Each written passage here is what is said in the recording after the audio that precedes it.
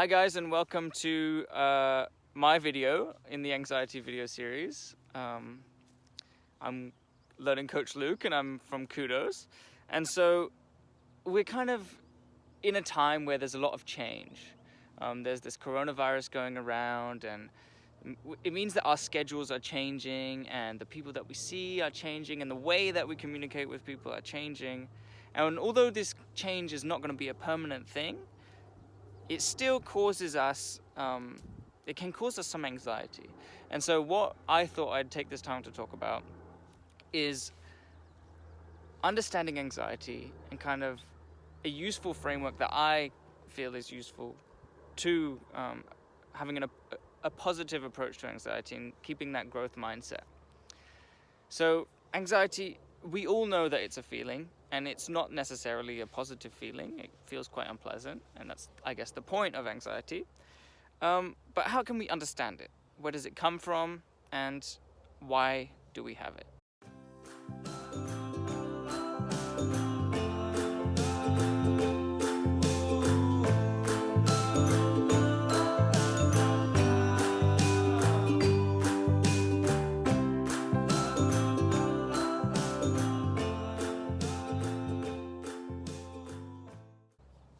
So anxiety is the body's natural response to stress. It's what happens to us when we feel stressed by, it could be something in the future, it could be something right now. It's how we feel when we feel uncomfortable. It comes in different shapes and sizes. Everybody gets anxious at different things. And it's a physical mechanism that has evolved over millions and millions of years. And the reason that it evolved is that at one point in time, we didn't have great big cities, and we didn't have governments, and we didn't have superstores and all these things that we have today. Instead, we were kind of out in the wild, and there were lots of dangers that we had to deal with. And the body needed a mechanism or a way to deal with those dangers and to make sure that we kept ourselves safe. And so what better way to make sure that you keep yourself safe than to be worried about keeping yourself safe, and to have an unpleasant feeling when you feel like you haven't made those moves to keep yourself safe. When we were hunter-gatherers, being anxious motivated us to find food, to find shelter, to build a fire. We could be anxious about a dangerous animal, so we stay away from the animal. We could be anxious about not having enough food for the winter, and so we make sure to go out and collect berries and hunt and all those sorts of things just to prepare for the eventualities.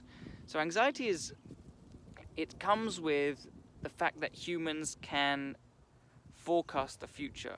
We are future focused as humans, and with that future focus comes uncertainty, because we can't predict the future perfectly, and from that uncertainty comes anxiety, and we want to overprotect ourselves sometimes.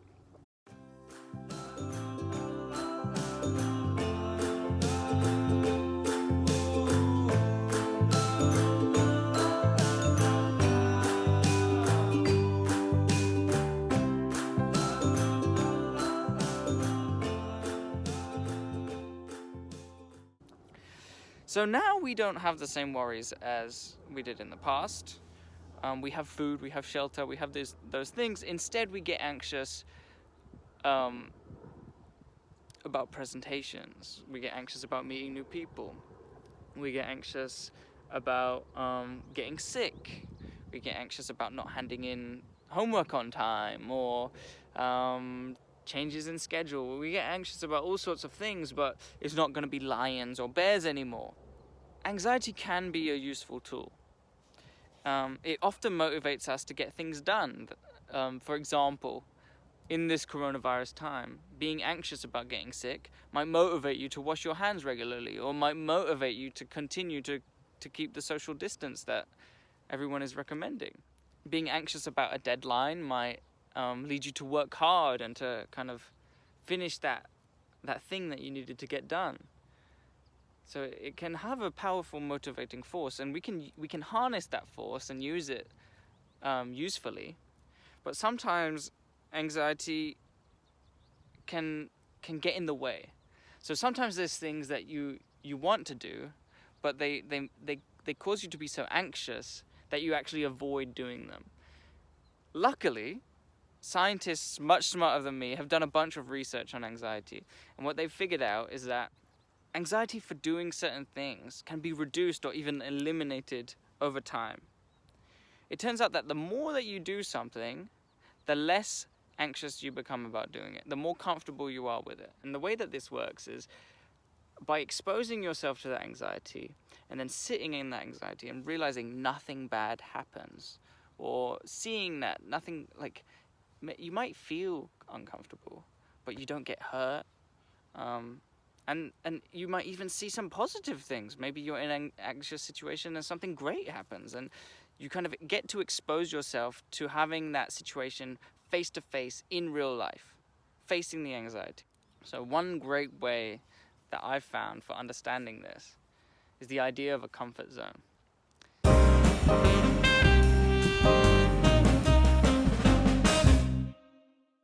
So everybody has their own unique comfort zones, and comfort zones grow and shrink depending on what we do. Here's a look at me in my comfort zone, and here's a look at me out of my comfort zone. And one way of thinking about comfort zones that I've found to be useful kind of imagery is the image of an igloo. So imagine that your comfort zone is an igloo, and it's nice and warm and you feel safe in it. And you can move about the igloo very easily because all the snow in the igloo has been packed down by you walking around on it for so many years. But not everything you need and want are inside of that igloo or inside of that area. If you're living in an igloo, something you might need is you might need some firewood. And the firewood is outside of the igloo. It's outside of the area that you've packed down through spending so much time in. It's outside of your comfort zone.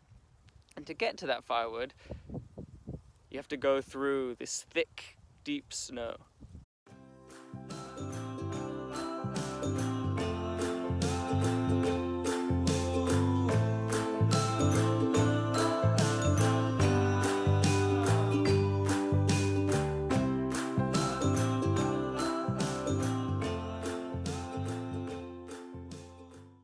And the thick, deep snow can be difficult to travel through. Your feet might sink into the snow. It might get cold. You'll probably feel quite uncomfortable, and this is because you're out of your comfort zone. On the first trip, it could be very difficult. It could be tough for you to get out of that comfort zone. You're slogging through the snow, and you might even decide that it's too difficult and you want to turn back and try another day. And even if you decide to turn back, an important thing has happened. As you were struggling through that thick snow, you left behind footprints. And this is the idea of practice makes perfect. And the more that you try something out of your comfort zone, the more comfortable you're going to become with it. So you left behind these footprints in the direction of the firewood that you needed to get. And maybe you turned around and you went back to your igloo. Now the next time that you choose, okay, I'm going to get out of my comfort zone. I want to go face my anxiety. The next time that you go and do that, you'll already have, even though it might not be fully clear like it's in your comfort zone, you'll have an easier path because you've left behind those footprints and the snow's been trampled down at least slightly.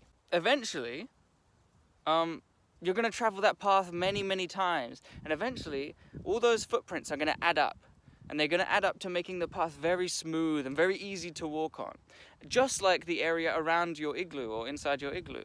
And so at that point, you could say that your comfort zone has expanded, and your comfort zone actually expanded all the way in that path towards the wood. By doing this kind of small step-by-step process, we can address all the things that we're anxious about.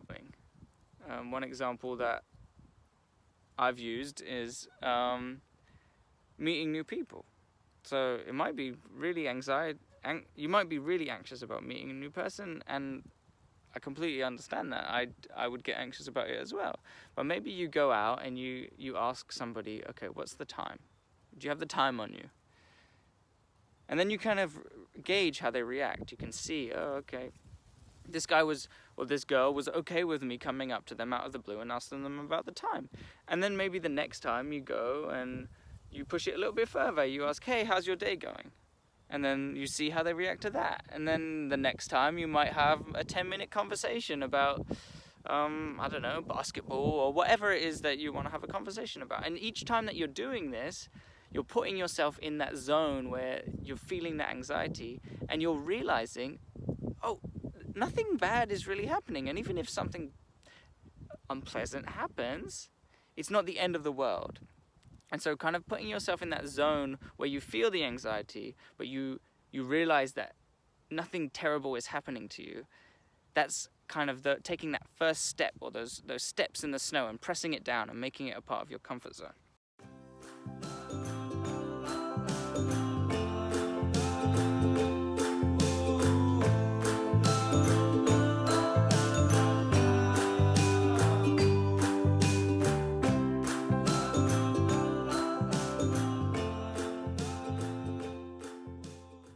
One thing that's important to remember is that anxiety is very natural. It's a part of being a human being. Everybody has a comfort zone, whether it be big or small, and that comfort zone shrinks and expands based on what we do. And sometimes accepting anxiety as a part of your human experience can be the first step to finding peace. Over the next few videos, the Kudoz coaches are going to give you some strategies that you can use when you're very far out of your comfort zone and you're really feeling that deep anxiety. What can we do to kind of bring ourselves back down to earth and to ground ourselves and to slow those racing thoughts and calm ourselves down so that we can make that anxiety useful for us? What can keep us going through the heavy snow?